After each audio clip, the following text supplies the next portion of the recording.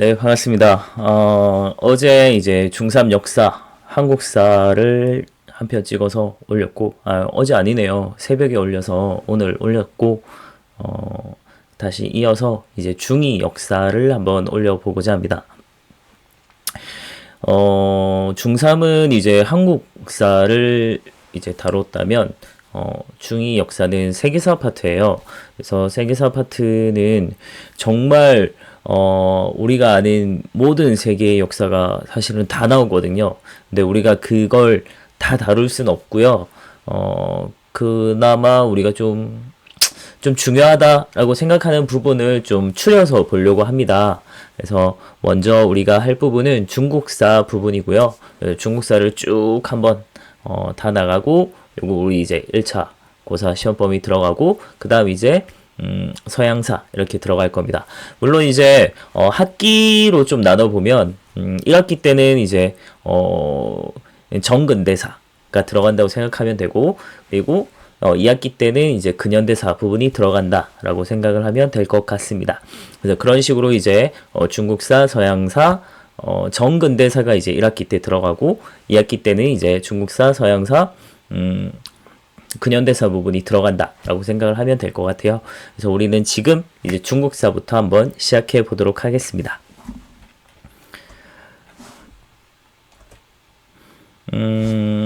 일단은 우리 책에 보면 문명이 먼저 나와요. 그래서 4대 문명, 우리 소위 4대 문명이라고 하는 그 문명 파트부터 한번 보도록 하겠습니다. 고대 문명의 성립과 발전에서 한번 보면, 일단 기본적으로 이제 문명의 발생 요소가 있죠. 공통적인 요소들이 있는데, 청동기를 사용했다라고 하는 점이랑, 그리고 문자가 발생했다.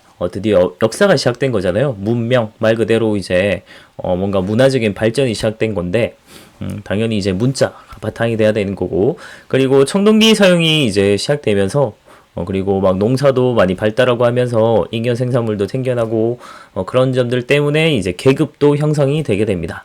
그리고 점점점 많은 사람들이 모여 살게 되면서 도시가 성립이 되는 거죠. 이게 이제 그런 식으로 해서 도시를 이제 중심으로 한 여러 나라들이 생겨나게 된 거고, 그런 것들을 우리 뭉뚱그려서 문명이라고 포함을 해요. 그래서 대표적인 4대 문명은 메소포타미아 문명, 그리고 이집트 문명, 그리고 인더스 문명, 중국 문명, 이렇게 해당된다고 보면 되겠습니다. 여기서 우리 생각해 봐야 될 점은 바로 문명이란 무엇인가 라고 하는 점인데, 인류가 이룩한 물질적 그리고 기술적 사회 구조적인 발전이라고 보면 되겠고요. 그리고 자연 그대로의 원시적 생활에 상대하여 발전되고 세련된 삶의 양태, 삶의 모습이다, 이런 걸 이제 우리 문명이라고 보통 얘기를 합니다. 자, 그러면 위치를 한번 봐보도록 할게요. 메소포타미아 문명부터 보면 저기 이제 니은 디귿 돼 있는 저 부분인데, 이제 유프라테스랑 이제 티그리스강, 요 두 강 사이에 이제 유역에 문명이 발생한 걸 메소포타미아 문명, 그리고 나일강 중심으로 한 이집트 문명이 있고요. 그리고 이제 인더스강, 그래서 인더스 문명, 그리고 황하강 중심으로 한 이제 중국 문명, 이렇게 이제 위치가 딱딱딱 있습니다. 그래서 우리가 또 생각해 봐야 될 점은 바로 이제 왜 큰 강일까라고 하는 부분인데, 이제 강 유역이라고 하는 건 결국 당시에 경제의 가장 중심이 된 건 농사잖아요. 이제 농사에 유리한 점 때문이고, 농사가 잘 되면 당연히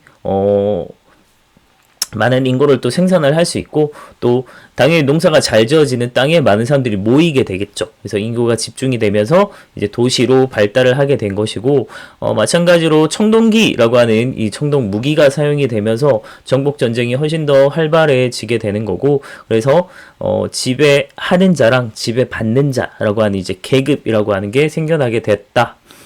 그리고 이제 지배자들은 자신들의 지배 수단으로 뭔가 이제 우린 일반적인 인간과는 달라. 나는 이제 신 같은 존재야. 하면서 이제 막 신전도 짓고 하면서 이제 신권 정치를 하게 되죠. 그러니까 재정 일치, 제사와 정치가 일치하는 자신은 마치 이제 신적 존재인 것처럼 이제 같이 그런 권력을 같이 누리게 되는, 종교까지 지배하게 되는 그런 재정 일치가 나타나게 되고, 그리고 제사나 뭐 통치나 상업이나 이런 것들이 발달하게 되려면 결국 이제 문자가 필요하죠. 그래서 이런 것들을 다 뭉뚱그려서 이제 문명 사회가 형성이 되었다라고 보면 될 것 같습니다.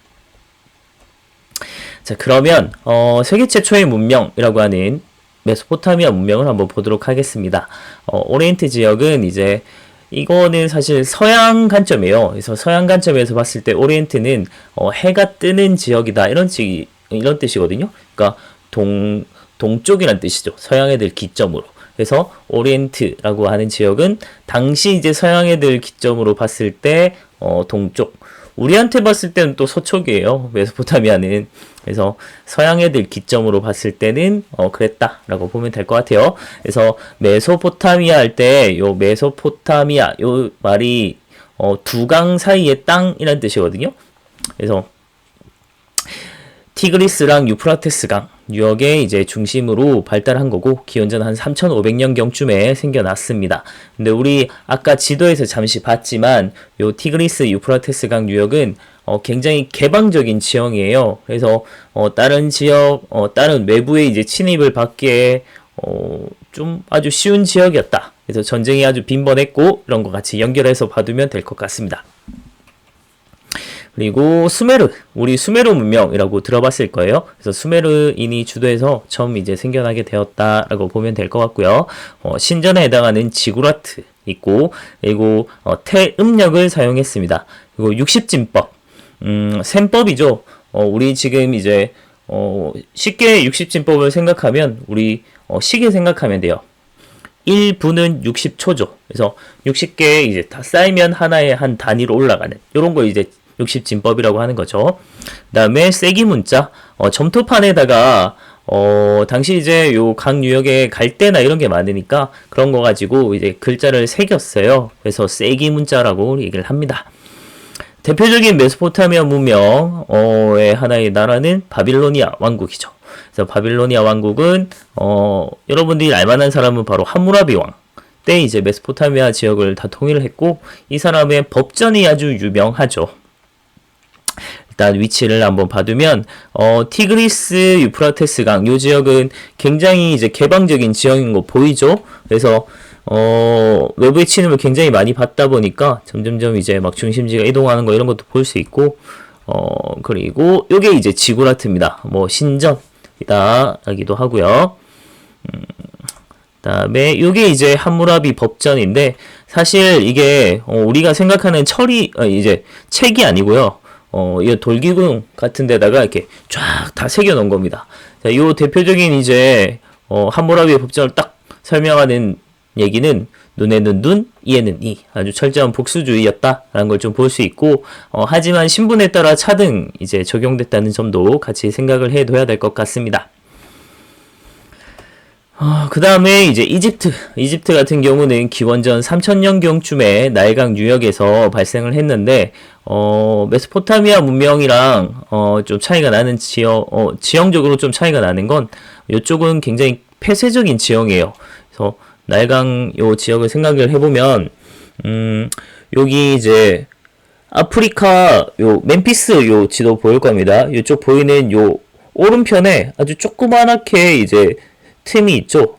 요게 이제 아프리카 대륙으로 이렇게 들어오는 아라비아 반도에서 이렇게 들어오는 요 지점인데 여기만 딱 막고 있으면 나머지는 바다가 막아주는 요런 구조죠. 그래서 굉장히 폐쇄적인 지형을 갖고 있었고 그런 것 때문에 외부의 침입을 덜 받을 수 있었다라는 점이 좀 굉장히 유리한 점이었죠. 그리고 파라오 많이 들어봤을 겁니다. 태양의 아들 뭐 이렇게 불리는 파라오의 이제 신권 정치가 이루어지는 형태였고 당연히 이제 태양이나 이런 걸 이제 숭배했기 때문에 태양력을 이제 사용을 했고 그리고 나일강이 굉장히 주기적으로 범람하는 곳이에요. 그래서 주기적으로 물이 넘친다는 거예요. 그래서 열심히 이제 측량 다 해놨고 이제 막 농사 짓고 있는데 주기적으로 한번 땅을 한번 뒤엎어줘요. 그러니까 흙이 쓸려 내려와서 쫙 한번 다시 아주 그냥 땅으로 다 만들어 버리는 거죠. 그러면 그쪽에 이제 다시 한번 이제 측량을 하고 막 다시 막 나누고 하면서 이제 측량술 이런 것도 발달하게 됐고, 그리고 기하학 이런 것도 같이 발달하게 됩니다. 그리고 이제 이집트 문명 같은 경우는 내세적인 종교관을 갖고 있었기 때문에, 그러니까 지금 현실 세상에서 잘 사는 것보다는 내가 죽고 나서 다음 세상에서의 삶에 대해서 관심이 되게 많았어요. 그래서 이 사람들은 이제 죽고 나서 이 영혼이 다시 돌아온다라고 생각을 했기 때문에 이제 이 사람들을 다시 돌아올 만한 이제 몸이 있어야 되잖아요. 그래서 미라를 만들기 시작한 거고, 이런 미라를 만들려면 사람이 이제 썩지 않아야 되고, 그런 부패하지 않도록 방부 처리를 한다는 거나, 이제 이런 거에 대한 계속 이제 뭐 해부도 많이 해보고 실험을 많이 해봤을 거 아니에요. 미라를 만들기 위해서. 그래서 많이 접하다 보니까 의학도 굉장히 발달했고, 그리고 이제 이런 미라를 보관한 장소로 뭐 피라미드 이런 거 만들기도 했고, 이 피라미드를 지키기 위해서 스핑크스 만든 거죠. 그리고 사람들이 죽었을 때는 자신의 이제 이 기록을 이제 들고 가서 저승에서 심판을 받는다고 하는 사자의 서 이제 이런 게 있습니다. 그리고 이집트는 그림 문자가 사용이 됐죠. 이집트는 뭐 벽화 이런 데 막 보면 그림 문자 보면 어떤 내용인지 대충 뭐 예상이 가죠. 그림이니까. 그래서 이런 거 피라미드와 이제 스핑크스 볼 수 있고요. 그리고 요게 이제 사자의 서의 내용이라고 보면 됩니다. 저승에 가면 자신의 이제 심판하는 거예요. 그래서 삶이 이제 얼마나 착하게 살았는지 나쁘게 살았는지 저울에 매달아 가지고 뭐 심판했다. 뭐 그런 내용입니다. 그리고 요거는 우리 책에는 나오지 않는데요. 그냥 요 당시에 또 우리 인류에서 빼놓을 수 없는 고대 문명 중에 또 몇 가지 있기 때문에 같이 한번 보려고 합니다. 페니키아랑 헤브라이는 이제 지중해 요쪽에 해안 쪽에 붙어있던 지형이라고 보면 되는데 요쪽이에요. 그래서 페니키아랑 헤브라이는 요쪽에서 이제 지중해 요 동편이죠. 요쪽에 이제 위치해 있던 접해 있던 나라였다고 보면 되는데, 일단 페니키아 같은 경우는 기원전 한 1200년경쯤에 나타났고요. 지중해 아무래도 붙어 있다 보니까 지중해 무역을 독점하고 일찍부터 이제 식민지를 건설하러 다녔던 애들입니다. 그 대표적인 식민지가 바로 지금의 이제 티니지, 아프리카의 티니지라고 하는 나라 있죠? 그래서 그 나라에 생겨났던 카르타고라고 하는 식민지가 있었고요. 요 카르타고가 나중에 우리 로마사 할 건데, 로마랑 카르타고가 막 전쟁도 하고 하거든요. 굉장히 중요한 전쟁들이 나타나요. 그래서 그 식민지가 또 카르타고. 그래서 페니키아랑 관련이 있고요. 그리고 페니키아는 어쩌면 인류의 가장 중요한 걸 남겼을 수도 있습니다. 바로 이제 알파벳의 기원이 되는 표음 문자를 사용을 했고, 이것이 이제 결국 알파벳을 만들게 된 아주 중요한 기원이 되었다라는 점입니다. 그 다음에 이제 헤브라이 같은 경우는 유대인들이 만든 문명이다라고 보면 될 것 같은데요. 기원전 한 1000년경쯤 만들어졌고, 그리고 유일신 신앙을 갖고 있다는 게 굉장히 특징입니다. 대체로 고대 사회는 신을 믿는 신이 굉장히 많아요. 그걸 이제 다신교라고 얘기를 하는데, 얘들은 좀 특이하게 유일신, 신은 하나다라고 생각을 했던 것이고, 그런 걸 바탕으로 이제 만들어진 것이 바로 유대교라고 하는 거죠. 이런 유대교가 이제 결국 영향을 주게 되면서 유대교 안에서 크리스트교, 예수가 이제 창시했죠. 그리고 또 이슬람교, 이런 것들에 굉장히 많은 영향을 주게 된 것이 바로 이제 헤브라이, 그래서 유대교 같이 연결시켜서 보면 될 것 같습니다. 요 지역에 나중에 뭐 유대왕국, 이스라엘 왕국 이런 게 생겨났고요. 대표적인 지역이 뭐 예루살렘 이런 것들이 있습니다. 3대 종교의 성지죠. 그 다음 이제 인더스 강에서는 인더스 문명 기원전 2500년경쯤에 생겨났고요. 중심지가 이제 계획도시로 하라파, 모헨조다로라고 하는 아주 요 당시로서 상상하기 힘든 계획도시, 막 공중 목욕탕도 갖추고 있고요, 하수시설이나 이런 것도 다 갖추고 있고, 정말 대단한 계획도시를 갖고 있었습니다. 그리고 청동기, 그림 문자 이런 걸 사용했고요. 농경과 목축 이런 게 굉장히 발달한 걸 볼 수 있습니다. 그리고 인더스 문명 지역이랑 메소포타미아 무역 지역이랑 교류를 했다는 흔적이 발견돼요. 요 인더스 문명 지역에서 메소포타미아 문명 지역에 세기 문자나 이런 것들이 이제 좀 발견이 되면서 무역을 했구나라는 걸 알 수 있습니다. 근데 요 지역에는 원래는 이제 요 인도 반도죠. 그래서 요 반도 지역에는 원래 드라비다족이라는 원주민들이 살고 있었는데요. 아리안이라고 하는 외부의 이제 이민족이 침입해 오게 됩니다. 기원전 한 1500년경쯤에 인도 이제 서부 펀자브 지방으로 점차 남하를 하기 시작했고 기원전 1000년경쯤에 겐지스강 유역으로 진출을 하면서 인도의 원래 원주민이었던 드라비다족을 정복을 하게 돼요. 그래서 우리가 지금 인도 사람을 생각하면 피부색이 우리보다 조금 이제 좀 더 갈색인 모습이잖아요. 하지만 아리아인이라고 하는 사람들은 백인이에요. 백인종에 가깝다라고 보면 되는데 요 백인들하고 원래 이제 드라비다족은 우리보다 훨씬 좀 갈색인 형태예요. 이런 게 좀 이제 섞인 형태다라고 보면 될 것 같습니다.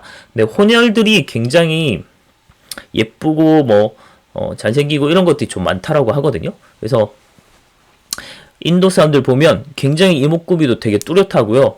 그리고 우리가 간디 이미지를 생각해서 그런데 사실 인도 사람들 체격 엄청 커요. 키도 막 크고 체격도 좋고 이런 부분들이 이제 백인, 아리아인 이런 영향을 많이 받았다라고 보면 될 것 같습니다.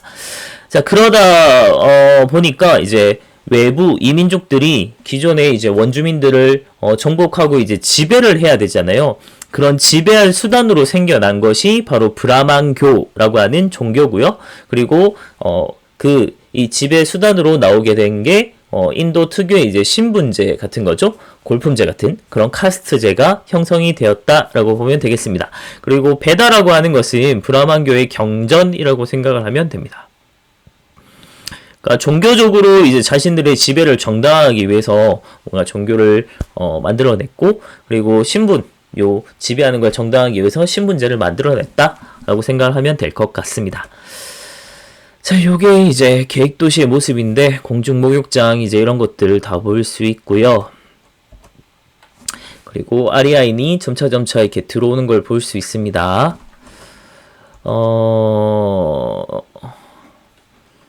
그 다음에 중국 문명을 한번 보도록 할게요. 요게 이제 결국은 우리 중국사까지 이어지는 부분이기 때문에 좀 더 자세히 받으면 좋을 것 같습니다. 중국 문명의 시작은 뭐 일찍이 신석기 문화가 발달했다.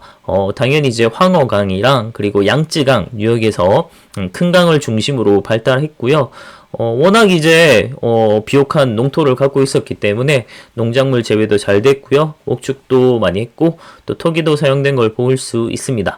그래서 기원전 2500년경쯤에 중국 각지에서 청동기가 사용이 된 걸 볼 수 있고 그를 바탕으로 아마 도시국가 문명이 시작된 걸로 보고 있습니다. 그래서 중국 문명의 시작은 바로 상이라고 하는 나라부터 시작을 하는데, 사실 그 전에 하라고 하는 나라가 전설상의 나라가 있다고 해요. 중국에서는. 근데 요거는 시기상으로 본다면 뭐 신석기나 아니면 더 그 이전 시대로 볼 수도 있기 때문에 과연 그때 요 문명이 나라가 존재했을까라는 데에서 굉장히 좀 전설적인 나라라고 볼 수 있고, 그리고 그에 대한 이제 뭔가 유적지라든지 이런 증거가 발견되지 않아서 중국 문헌상에 자신들만 이제 우리 이때부터 이미 하나라가 있었어라고 얘기를 하고 있는 중입니다. 근데 사실은 모르죠. 언젠가 이제 새롭게 또 유적지나 이런 게 또 발굴이 된다면 뭐 증명을 할 수도 있겠죠. 하지만 아직은 아니기 때문에 우리의 시작은 이제 상부터 시작을 한다고 보면 됩니다. 상이라고도 하고 이제 은이라고도 얘기를 합니다. 왜냐면 상도 사실은 문헌상에만 존재했다가 유적지가 발견되지 않았는데 나중에 이제 현대 오면서 이제 발굴이 되게 됐고, 그래서 이제 그 발굴된 유적지 이름이 은허예요. 그래서 이걸 따서 이제 은나라다라고 뭐 얘기를 합니다. 어쨌든 상이라고 하는 나라 우리 상인할 때 그 상이거든요. 상거래할 때 그 상. 그래서 뭔가 무역이나 이런 게 되게 발달했지 않나 이런 그런 생각이 들어요. 어쨌든 기원전 1600년 경쯤에 등장을 했고요. 황허강 중하류 대부분을 좀 지배를 했고 은어 유적을 남겼습니다. 근데 사실은 이 문맥이 좀 맞지 않는 게 말이 좀 안 되는 게 황하강이라고 하면 사실 말이 틀렸어요. 황하 중국에서 황허라고 이제 발음을 하는 건데 황하라고 하는 거는 말 그대로 이제 물하자거든요. 그래서 하가 이제 강이란 뜻을 갖고 있기 때문에 황하강이라고 하면 우리로 치면은 한강강이라고 부르는 거랑 같은 말이에요. 그래서 그냥 황하라고 해도 말이 되는 겁니다. 근데 굳이 강을 붙이죠. 우리 보통 뭐 역전압 이렇게 이제 중복해서 붙이는 것처럼 좀 사실은 말이 안 되는 거죠. 어쨌든 우리는 그냥 황강이라 많이 붙이기 때문에 그렇게 쓰면 되겠습니다. 자, 다음 정치는 이제 신권 정치가 실시된 걸 알 수 있는데 그걸 이제 잘 보여주는 이제 유물이 이제 각골문이라고 하는 거죠. 그러니까 거북이 등껍질 아니면 소의 뭐 넓적다리 이런 데 이제 뼈에다가 이제 글자를 새겨 가지고 점을 친 거죠. 그 이제 불에다가 불 자주 나오네요. 그래서 불에 빡 태우면은 이제 걔가 이제 막 빠바바바 갈라지는 거죠. 그러면 그 갈라진 거 가지고 이게 어디로 뻗쳤고 이런 거 가지고 막 해석을 하는 겁니다. 그래서 막 점을 쳤다는 그런 내용인데 그걸 일일이 다 기록을 다 해뒀어요. 그래서 그게 결국은 뭐 한자의 기원이 되었다라고 보통 얘기합니다. 그래서 요 상의 각골문을 굉장히 중요하게 다루죠. 마찬가지로 이제 문명의 시작이니까 청동기가 사용이 됐고요. 그리고 달력이 사용된 걸 볼 수 있습니다. 그거는 당연히 농경에 이용하기 위해서였다라고 볼 수 있겠죠.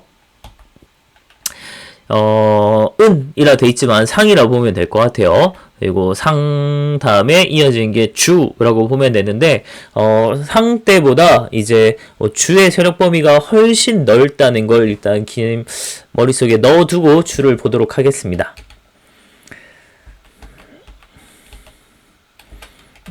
요게 이제 각골문이고요. 요게 은나라 이제 마지막 왕이 하필 또 이름이 주왕이에요. 그래서 주왕인데 주왕이 아주 애첩이 이제 달기라고 하는 여자가 있었거든요. 중국 3대 뭐 악녀 중에 포함되는 사람이기도 한데 정말 경국지색의 진짜 표본이라고 얘기를 하는 사람 중에 하나입니다. 나라를 망하게 할 정도로 굉장히 이제 예쁜 사람이었다. 그래서 주왕이 정말 정치도 잘했고 전쟁도 아주 잘했고 그런 성군이었는데 요 여자를 만나면서 정치에 막 손 놓고 사치와 향락에 빠지고 항상 이제 망국의 왕들은 그런 레퍼토리를 가지게 되잖아요. 그래서 그런 이제 여자 아주 초미녀였다고 얘기를 하는데 실제로 뭐 알 수 없죠. 어쨌든 요 달기는 굉장히 이제 요괴가 아니냐 요녀가 아니냐 할 정도로 굉장히 좀 사실 얘 좀 이상한 애입니다. 사이코예요. 이상한 이제 고문이나 이런 것도 많이 만들어내고 이 얘기는 수업 때 하도록 하겠습니다. 대표적인 게 주지응님이라고 하는 건데 요거 수업 때 다시 얘기하도록 하겠습니다. 그 다음 주나라 볼게요. 그래서 은의 주왕이 완전히 폭정을 일삼다가 결국 이제 나라로 이제 역성혁명이 일어났다라고 얘기를 해요. 그러니까 나라의 왕의 주인이 바뀌었다는 거예요. 성이 바뀌는 혁명이 일어났다. 그래서 은나라, 상나라가 망하고 이제 주나라가 등장을 하게 된 건데, 그러니까 원래 주라고 하는 것도 이제 원래는 상의 이제 한 제후였죠. 이제 서백후 희창이라고 하는 사람인데 이제 이 사람이 이제 결국은 요 상을 다 정복한 다음에 아예 나라를 세워버린 거죠. 그래서 주 나라가 등장을 하게 된 거고 앞서 이제 지도에서 봤듯이 상 때보다 영역이 훨씬 넓어요. 그래서 양쯔강 하류까지 좀 더 이제 나라가 확대된 걸 볼 수 있고 그러다 보니까 왕이 혼자 통치를 하기에는 땅이 너무 넓어졌죠. 그래서 이 땅을 제후라고 하는 사람들에게 나눠주기 시작했는데, 요때 이제 특징은 우리 그냥 아무 남한테 땅을 넘겨줄 수는 없잖아요. 그래도 우리가 제일 믿을 수 있는 건 피를 나눈 혈연 관계겠죠. 그래서 혈연 관계를 바탕으로 이제 제후를 다 봉해줬습니다. 그래서 요거를 봉건제라고 해요. 봉해줬다, 어디에 임명해줬다, 이런 뜻이라고 보면 되거든요. 요쪽 땅에 내가 봉했다. 그래서 봉건, 봉해주고 세웠다, 세울 건자입니다. 그래서 봉건제라고 하는 걸 이제 실시하게 됐는데, 그렇게 이제 주는 좀 잘 흘러가다가 결국 이제 또 마지막 왕이 좀 미쳐요. 이건 또 나중에 수업 때 다시 이제 복습할 때 우리 설명을 할 건데, 간단하게만 볼게요. 오늘은 이제 유목민족의 침입으로 견융이라고 합니다. 그래서 견융이라고 하는 유목민족의 침입을 받게 되면서 결국 이 애들을 막아내지 못해서 수도가 함락되고, 그래서 수도를 옮기게 돼요. 그래서 나급으로 이제 천도, 근데 이쪽이 이제 동쪽으로 옮겨간 거거든요. 그래서 이때 이제 주의 동천이라고 동쪽으로 수도를 옮겼다 라고 얘기도 하고, 이제 동주 시대라고 얘기를 하기도 합니다. 자, 그렇게 되면서 주왕실의 권위가 굉장히 추락했어요. 이미 용민족한테 쫓겨서 수도를 옮기고 막 엄청난 혼란을 겪은 거잖아요.